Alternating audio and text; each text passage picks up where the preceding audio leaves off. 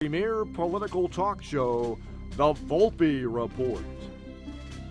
Mark, welcome to the Volpe Report. Thank you. My pleasure to be here.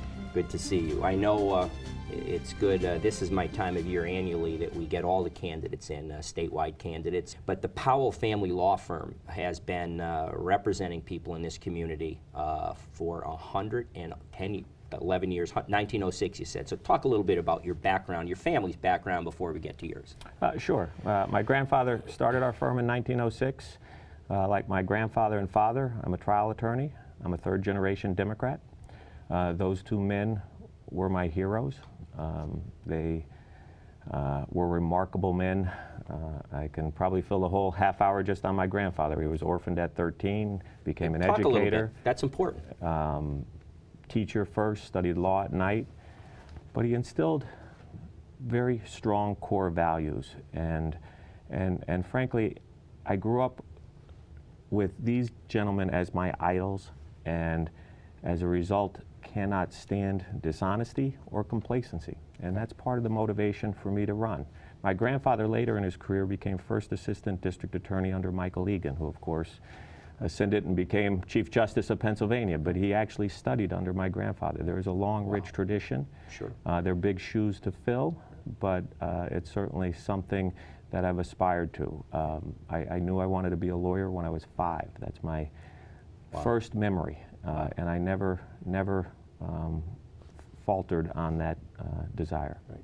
I think my first inclination into the law, believe it or not having a family history in the law. My father, his background was in degrees from the University of Scranton, were in business, and but my first 2 events in my life that kind of steered me into the law. One was one of my closest friends.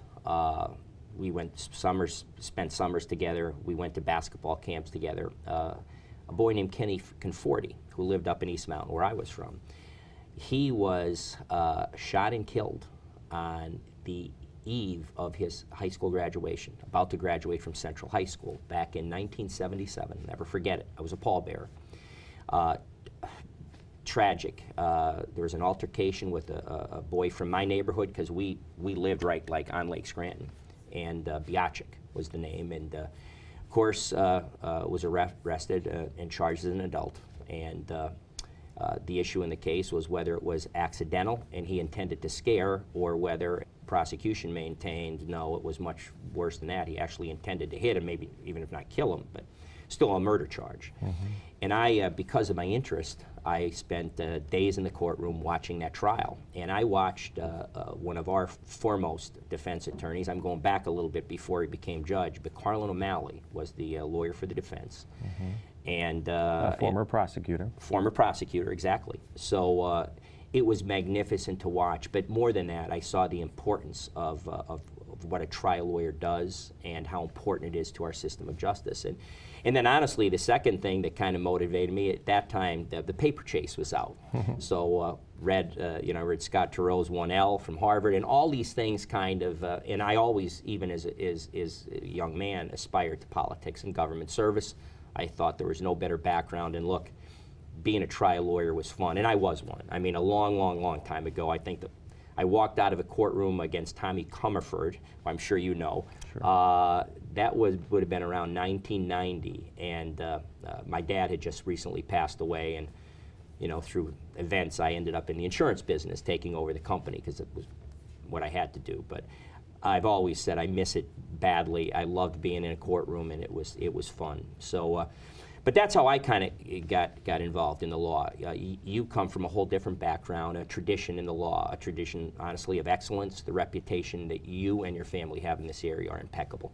So now you've decided you wanted to be a lawyer. So now take us through your early practices. As you know, we've talked about your intro covers all of your bio and your law school and all that. So people already know that. So what, when you came out of practice, how did you get into trial law specifically? There's no more important qualification to being a district attorney than being in front of a jury and knowing trial tactics. So how did you get into it? I had a unique opportunity coming from a family firm, so I was fed to the lions very quickly. I had my first trial when I was 6 months past the bar, and probably didn't really have the skill or ability, although there was a need. Someone needed to be served, and I was thrown in early and learned quickly. So I've had tremendous opportunities to actually be in a courtroom.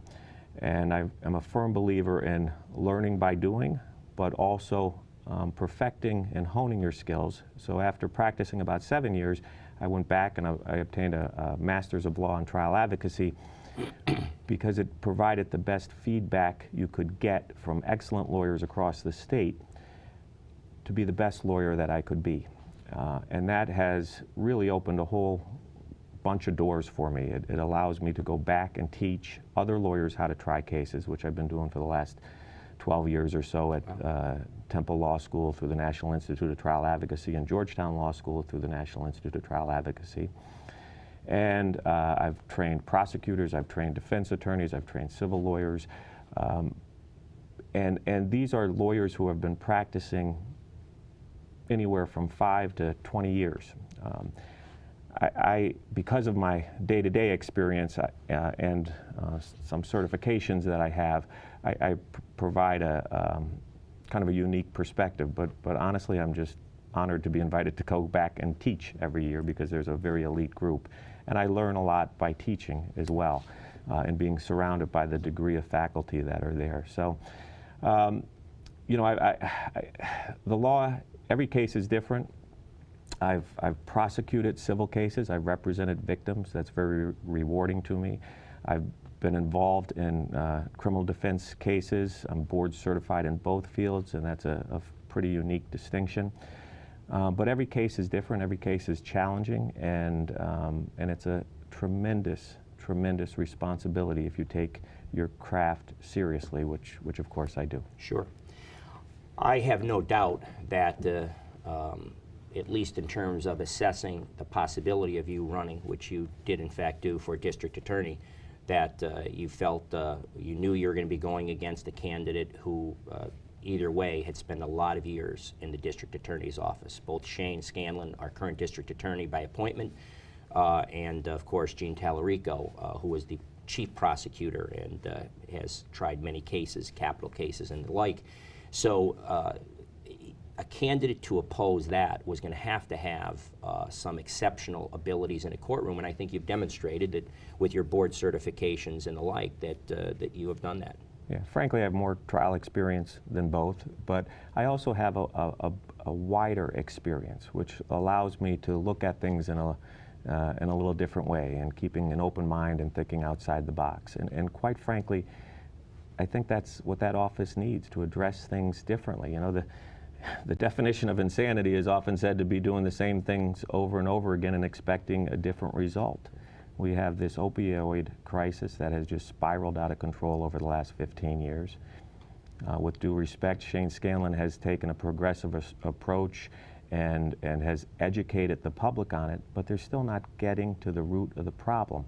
And if we don't stop the supply, we will never reduce the demand. And I have a different approach.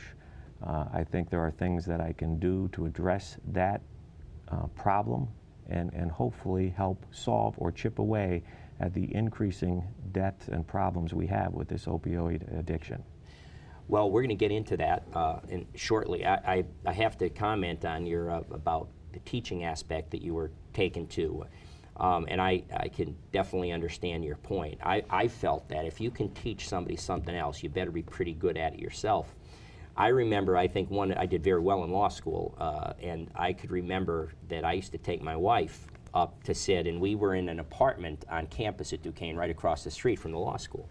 And we used to go up there at nights when it was dark, and I'd literally put her in. We had these, you know, round amphitheater type classrooms at Duquesne, and she'd sit up there, and I would go to the blackboard, and I would try to teach her various things. So she often points out to me, even though she's not a lawyer, she feels qualified. But your point is well taken. Your certifications and your educations, which qualify you to teach others, is a constant reaffirmation of your own knowledge that is probably better than all the CLE credits you can take. And honestly, it's something the office needs. they don't have a mentors program to teach those young assistant district attorneys. There are many, many good folks over there, but they do need some leadership, and they don't get paid a lot, believe it or not. You come out of law school with a couple $100,000 in debt, you're not making a heck of a lot in the DA's office. You need to provide them with more. I went back to school and paid for that, but I could also entice talented young attorneys by providing them not only the experience but the education, so that they're satisfied and content to earn the limited salary they do as an assistant district attorney, because they're going to get the experience and learn and become better lawyers for it, and become more marketable for it. What made you wake up one day and say, you know what, here's why I want to be a district attorney? You're a very successful lawyer. You have a very successful practice individually, and your firm is very successful, your family firm. So there's no financial or compelling reason why you don't need the job and all that. You don't need more trial practice, obviously. So what were the elements that, you know, we call it the fire in the belly, as if now fellow candidate we can talk about. Well, you got it. So what put it there? Yeah, I think you and I probably share that same concern. You look at government running inefficiently, you know, from your business experience and being in private practice, you can bring something to make positive change. You know, our crime has increased, that opioid crisis has spiraled out of control, and our reputation as a county has turned into a reputation of complacency, where plea deals are given out in most, if not all, of the cases. And that culture has to change. So honestly, with me, it came down to how could I not, at this stage in my career, turn my attention to a county that I love, that I was born and raised in, where I've chosen to raise my 4 children. How could I not get involved and try to make a positive impact on an office and restore it to where it had been in the past? There are problems there that people are simply not addressing, and it's just a culture of complacency that has unfortunately set in. That's got to change. I could bring that leadership. I know what needs to be fixed. I have the benefit of practicing in the 6 surrounding counties. I know what other counties do better, and I know what needs to be fixed in our county. And that is my motivation. You know, entering political life does have its sacrifices, and I'm certainly paying those sacrifices over the last 2 years. But I feel strongly about it. Win, lose, or draw, I feel I'm a better person as a result of my decision. I hope to make an impact, and if I'm successful in obtaining the seat, I know I can make a positive change in that office. All right. Very good answer. We are at our first commercial break already. We actually have one in the middle of the show, and then we'll come back and do the second half. So, folks, we are here today again with Attorney Mark Powell. Mark is the Democratic nominee for District Attorney of Lackawanna County, and we're talking today about his campaign, his credentials, and his goals for the office. And you heard a lot already about his extensive trial qualifications, which are a very important part of that job. So we'll be back right after these messages. Catch Volpe's Views every Tuesday on the Fox 56 News First at 10. Welcome back. Again, we're here today with Attorney Mark Powell, Democratic nominee for District Attorney of Lackawanna County.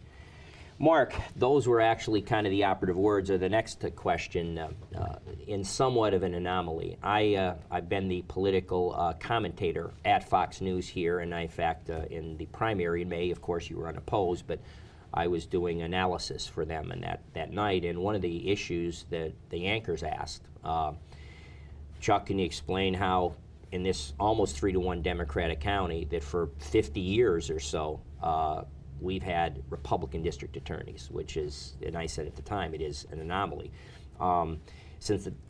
Maybe since I'm a little boy at age 5 or 6, I don't even remember who the Democratic district attorney was. I mean, by the time I turned 8 in the 60s still, I'm giving my age away, but it was Paul Mazzoni, and he was actually good friend of my dad's and my family's, and I remember him vividly, and then of course He was followed by Ernie Preate, who spent a number of terms before going on to become Attorney General of Pennsylvania. And then after Ernie, his first assistant, Mike Brace, became District Attorney, I think 2 terms. And then after that, his first assistant, Andy Jerbola, became District Attorney for almost 16 years or 4 terms. So we've had qualified Democrats run in the past. Why is your campaign different, and why do you believe your messaging? You know, all streaks come to ends, of course. So you've run a very strong and vigorous campaign. You have excellent qualifications.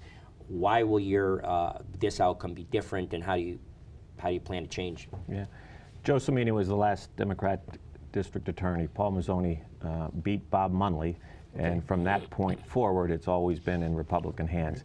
And they've successfully handed off the ball to the first assistant.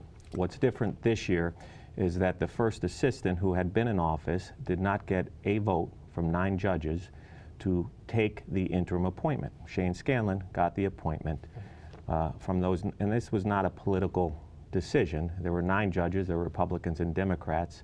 4 of those judges worked side by side with my opponent. 2 were his former bosses. He did not get 1 vote. That creates an opportunity, because you're not running against a sitting incumbent, although you're running against someone who had been in charge of that office for the last 15 years. I've talked to people. I've walked the streets. I've listened. People are ready for a change. They know. Our county really has developed a reputation of being a plea county. That's a bad reputation to have. That means that over 99% of the cases result in some type of plea that doesn't result in a trial, either a diversionary program or plea bargaining. The pleas get better as you get closer to trial. That is just fundamentally wrong, because if you let criminal defendants manipulate a system, they'll manipulate it. They know the reputation of our county. And that creates an opportunity for drug dealers to target our county, because there's a price to do business in Lackawanna County, and they're willing to pay that. That culture has to change. And frankly, the office is divided right now because of the hotly contested primary. That being Shane running against Gene Tallarico, right. 2 former top assistants ran against each other in the Republican primary. Right. So it's divided, and it just cries out for new leadership. And so there is an opportunity, frankly, that hasn't been there for 50 years. And I have both Republican and Democratic support. Paul Mazzoni, the Republican who changed the course of tide in the late 50s, is actually someone who supports my candidacy.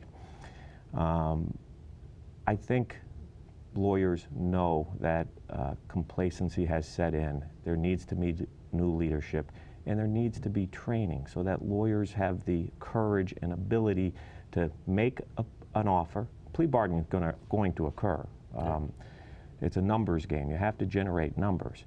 But as a prosecutor, you hold the cards, and you have to set the line in the sand and be prepared to stand by that, to do justice and try cases. And some cases have to be tried just simply to send a message to others that certain conduct isn't going to be tolerated. Okay. That's what's going to be different with my administration than my opponent as first assistant over the last 15 years.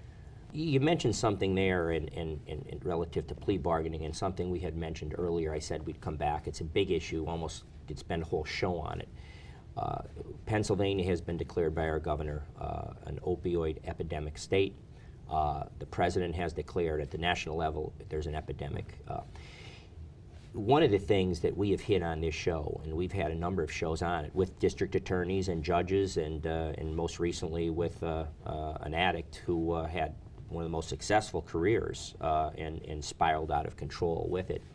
But one of the issues that we have addressed, but I want you to talk about your issues, but one of the issues that we have addressed has not been the supply, so I'm very interested to hear about that from you.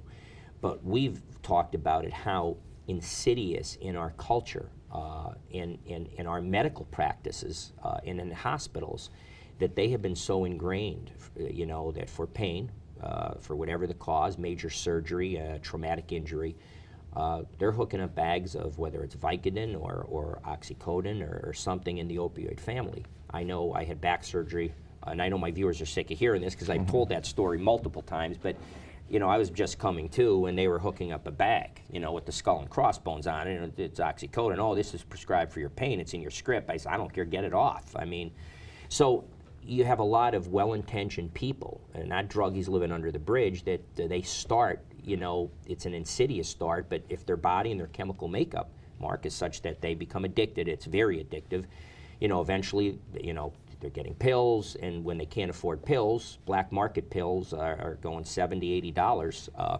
I heard that from District Attorney Steve Zappala, a good friend of mine from Allegheny County, when he was running for Attorney General. Well, naturally, the progression to much more affordable bags of heroin is $5 or $10.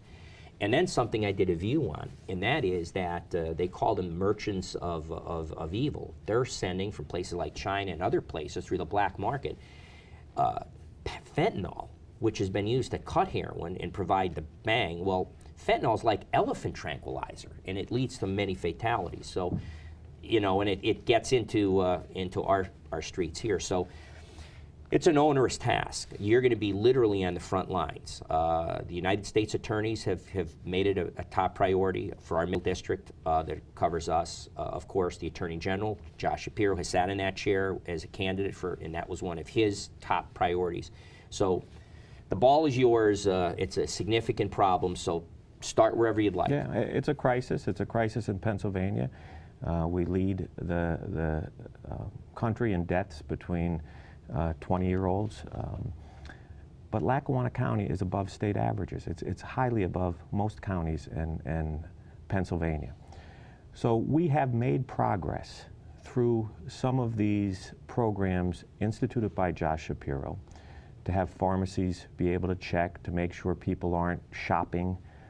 Doctors need to do a better job. And there's a culture swing with doctors. I mean, they were prescribing to treat symptoms, and I believe the medical society has changed that to be more prudent. But frankly, I had someone in the office the other day who is hooked on opioids, prescriptions, but they're not taking them. And I asked him when the last time he went to his doctor and saw the doctor face to face, and he said 3 years ago. So he's getting the drugs. No one's checking and balancing whether he's taking them. That's an approach that I'm aware of because of my civil practice that, frankly, I don't think the district attorney's office is even looking at. There's simple checks and balances doctors can do. Blood tests. It's going to tell you, well, someone's taking them, whether they're taking them in therapeutic levels. And if they're not taking them, they're likely selling them. So there are things that can be done better. The vast majority of doctors are good practitioners who care deeply for their patients, but they're, just as there are bad lawyers, there are bad doctors, and the bad doctors need to be held accountable. Pharmaceutical companies need to be held accountable because they have pushed this despite its addictive behavior. You know, you indicated your story with a very serious surgery, but you know, we've seen prescriptions after a root canal for a 30-day supply. And the treatment courts are tremendously successful. That's something in Lackawanna County that I'm very proud of. Judge Barres started Judge Barres started it. He's leading the nation. And it gives people who have a sincere desire to help themselves the opportunity rather than simply be punitive and send them to jail. But there's the hammer over their head that if they don't make the right choices, that they will go to jail. Right. It's a great program. It needs to continue. It needs to grow. The educational programs just recently implemented with Attorney Scanlon need to continue and grow. But it does come down to a choice. The people in recovery choose not to use again because of the shattered lives they've created. It is always a choice. You may have a prescription and you may have a propensity to be addicted, but ultimately you're making a choice to continue down that path versus seeking help, whether that's through rehabilitation, weaning yourself off through your doctor's protocol. You have a choice, and people need to make the right choices. If they've made a mistake and they're prepared to make the right choices, I fully support that. What I think the DA's office is missing is they are not targeting hard enough the supply. So you have drug pushers looking at our area, knowing that ultimately if they get caught, the price to do business is worth it. They're not taking a strong enough stance on the folks who are mixing in the fentanyl and giving these lethal doses out. They're not targeting the drug pushers who come from out of the area and target Scranton and get a hotel downtown who aren't living here. They're not making examples of those folks. And frankly, those are the type of cases that have to be tried. Those are the type of cases that you have to advocate strong sentences with. Frankly, jail is the appropriate remedy for that. If you can't protect society because someone isn't going to make the right choices, removing that individual from society and sending a message to others is what a prosecutor's job is to do. And that has to be done much more aggressively. So it is a two-part solution, and you must target the supply. You must reduce it. I think you've made it a very important salient point, Mark, and it explained it well. We're at that time now. We're in our last couple minutes of the show. So as I said, with candidates, I like to tell you, look into the middle camera, talk to the people. Why should they choose Mark Powell to be our next district attorney? A summation of your campaign. Sure. The office is divided. It just cries out for new leadership. I'm prepared to provide that type of leadership, which so desperately needs to be done. I plan to lead from the front and actually try cases. Frankly, that's lacking over there, and that will help all prosecutions. I'll teach, because of my teaching credentials, the younger attorneys how to try cases so that they have the courage to go into a courtroom and the ability and desire and fire in their belly that certain cases need to be tried to send the right message to others that conduct in Lackawanna County that affects the safety of our citizens will not be tolerated under my administration. That's going to be a significant difference under my administration than the past 15 years. This opioid crisis has grown over time. It continues to grow. Despite some of the new progressive programs, something's got to be done differently. And I'm prepared to provide that leadership. I'm prepared to provide my business background to run the office efficiently, and I'm going to be independent. People are going to be judged on the conduct they committed and the harm that they caused. I've been an advocate for victims for the last 27 years, and I will continue to do that as your next district attorney. Very well stated, Mark, and eloquent. We wish you a lot of luck in your campaign, and Election Day, I'm sure, to the relief of you and your family is upon us. So good luck to you, Mark. Appreciate the opportunity. Again, we are here today with Democratic nominee for District Attorney of Lackawanna County, Mark Powell, who eloquently put before you the issues he believes we confront in this county and the changes he would make as your district attorney if you elect him. We'll be back again next Sunday. Look forward to seeing you then.